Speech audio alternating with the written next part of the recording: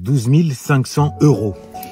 C'est la somme que vient d'obtenir un de mes élèves commercial de son état suite à une belle négociation. Il vient de m'en faire part et s'il a tenu à me partager cette bonne nouvelle, c'est tout simplement du fait qu'il m'attribue une bonne partie de ce succès dans la mesure où ce sont les armes linguistiques, la structure de raisonnement, l'art de persuader que je lui ai transmis semaine après semaine qui lui ont permis de faire basculer le sort de cette négociation en sa large faveur. Je ne vous cache pas, mes chers afronobles, que c'est toujours réjouissant de recevoir ce type de nouvelles. Quand on est formateur comme moi, ça confirme la vocation qui est la nôtre, ça nous rappelle l'influence et l'impact que l'on peut exercer dans le destin, dans la trajectoire d'un individu. Néanmoins, je ne vous cache pas que ma joie, que ma réjouissance a été de très courte durée. Pour tout vous dire, elle a été fauchée nette par une seconde annonce qu'il s'est empressé de me livrer.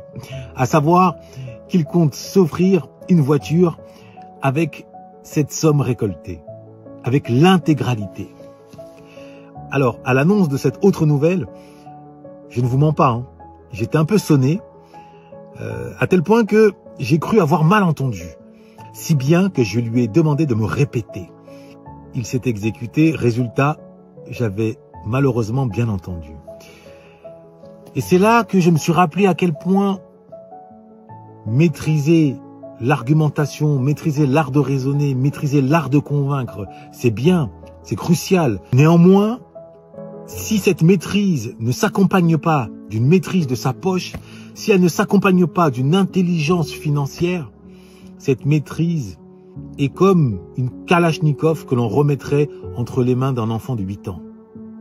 En d'autres termes, cette deuxième annonce m'a rappelé à quel point nous sommes beaucoup au sein de notre communauté afro à être non pas simplement des consommateurs, mais des esclaves de la consommation.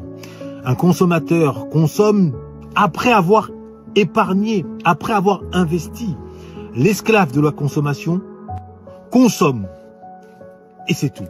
Et s'il reste un peu d'argent, éventuellement, il songera à épargner, il songera à investir.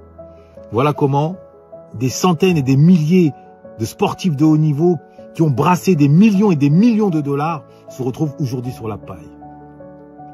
Ce n'est pas en raison de la voracité de leurs avocats et autres conseillers, c'est d'abord en raison de cette absence d'éducation financière qui caractérise une bonne partie d'entre nous. Maintenant, Dieu merci, comme je ne cesserai de le répéter, la fatalité n'est pas de ce monde. À chaque problème, sa solution. Et nous avons la chance, au sein de notre communauté, d'avoir un tandem de choc qui répond à ce défi qui consiste à éduquer les nôtres sur le terrain de l'intelligence financière. Loïc et Charles.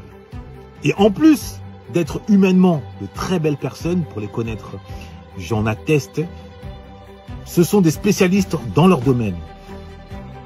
Et samedi 8 novembre, ils vont effectuer leur deuxième gala. Et à cette occasion, ils vont livrer à toutes celles et ceux qui seront présents des clés de compréhension, mais plus largement, ils nous forment tous autant que nous sommes. Voilà pourquoi j'espère que vous répondrez présent, massivement présent, que ce soit samedi ou que vous les solliciterez. Et je terminerai avec cette question, mes chers afronobles, quand avez-vous compris et appliqué la règle suivante, que lorsque vous recevez de l'argent, quel que soit le montant de cette somme, vous devez prendre une partie et la mettre de côté. Que vous ne devez pas dépenser intégralement ce que vous recevez. Quand l'avez-vous compris? J'attends vos réponses en commentaire. Et longue vie à la Nekao School, le Harvard de l'intelligence financière. Noblesse oblige.